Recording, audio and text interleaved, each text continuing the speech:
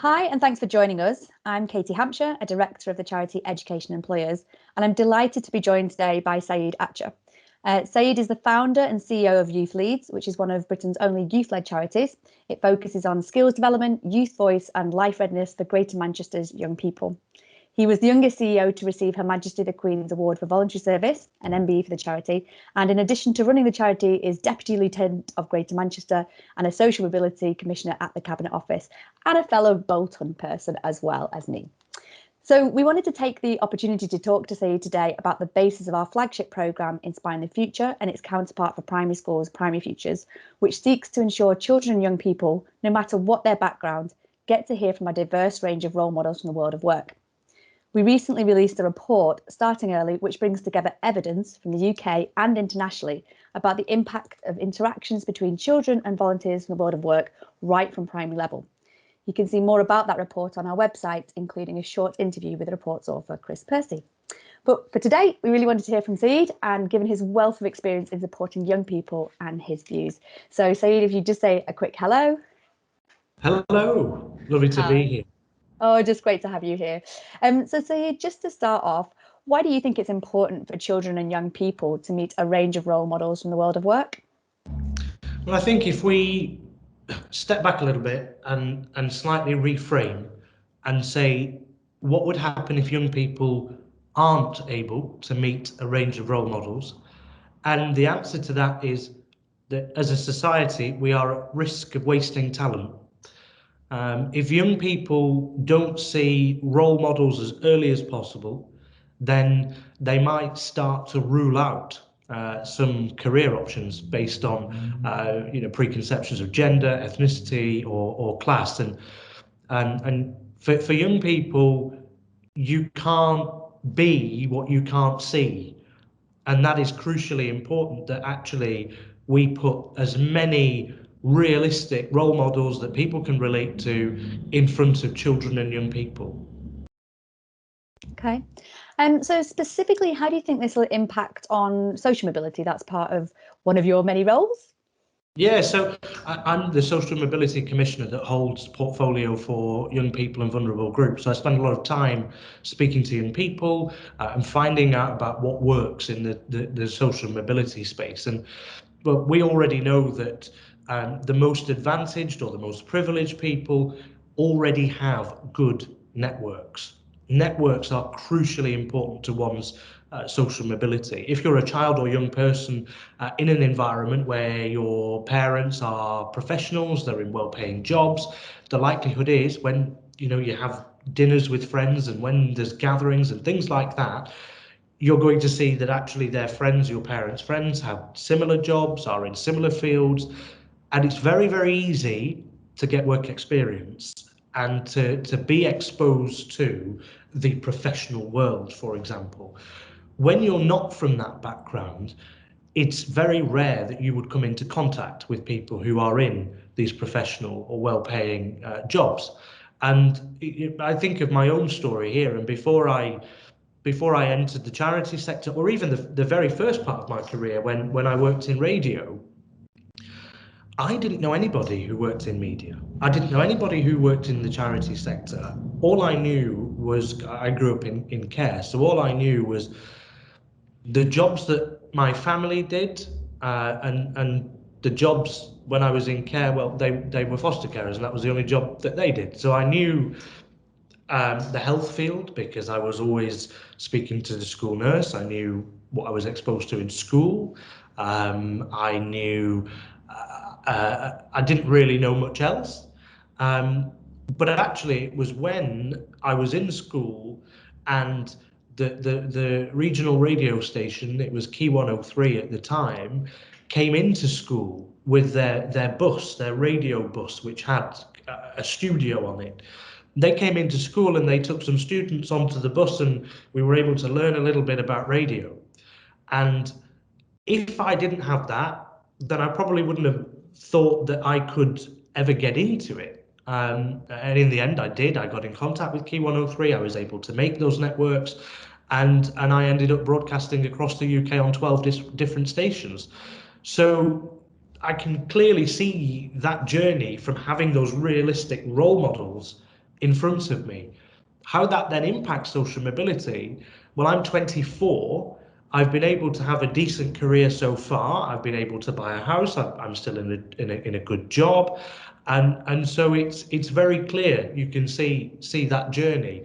I when you measure social mobility, it takes a whole generation to measure, because it's about comparing to your parents, and well, comparing to my parents, I'm miles ahead of where they are now and where they were when they were my age. So social mobility is really affected by the exposure to realistic role models, and actually we did a report on what drives course selection at post 16, and we saw a lot of people just follow the same occupations as their mum, dad, brother or sister, and if that's a choice, that's fine.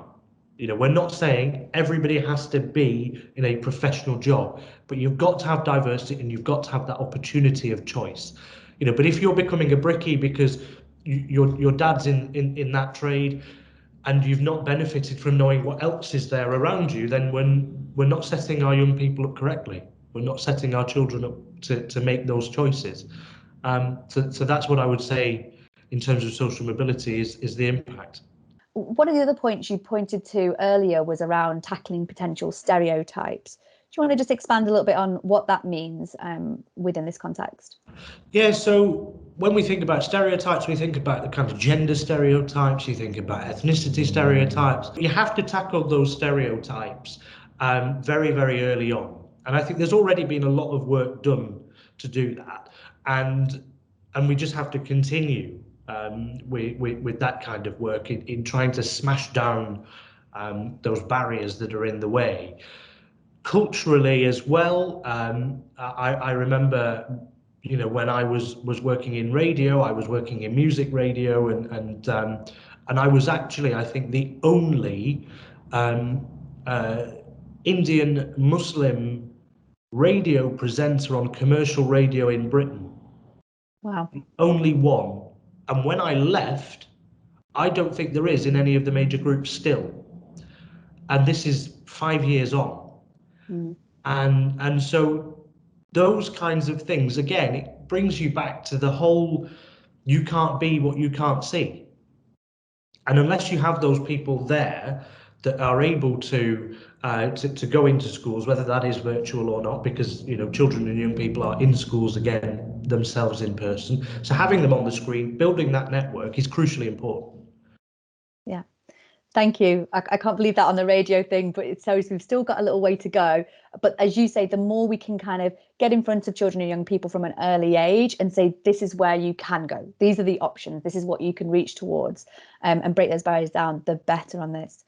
Okay, so what's next for you, perhaps maybe with the charity or the Social Mobility Commission, in terms of trying to drive this agenda around volunteer role models? Well, I suppose really it's about encouraging everybody to play their part. You know, we all have a duty to make sure that our children are set up for the future. And so when I think about schools, I think about schools needing to make sure that they are thinking about realistic role models from a wide range of industries and backgrounds. That is heavily important.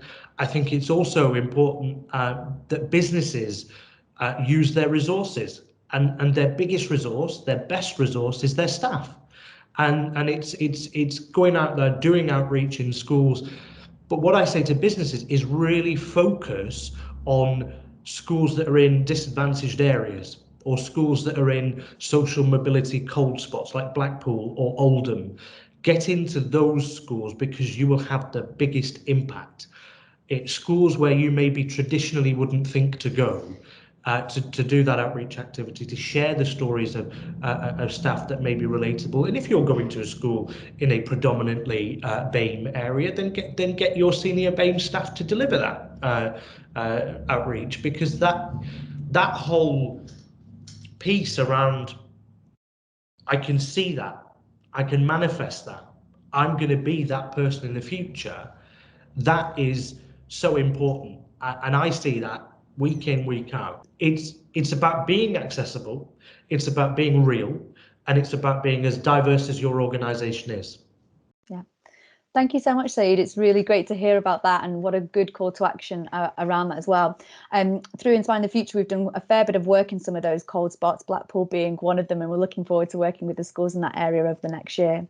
It's been great to talk to you today and hear about your perspectives and experience. From us, we're really keen to ensure that all children and young people get to hear from a diverse range of role models. And we know from our research that this does, as you're saying, it broadens horizons, it raises aspirations, and it motivates young people, as well as tackling those potential stereotypes. Our ask is joined with yours, Saeed. So it's to people to get involved as volunteers, as schools, as partners to us. We're one piece of the puzzle, and together we can really try to shift the dial here on social mobility and those broader issues to provide opportunities to all in future. So, Saeed, thank you so much for joining us today. Thank you, and thanks for having this discussion, because there is only one way from here, and that's the way up, isn't it? Onwards we go. I hope so. Thanks, Saeed. Thank you.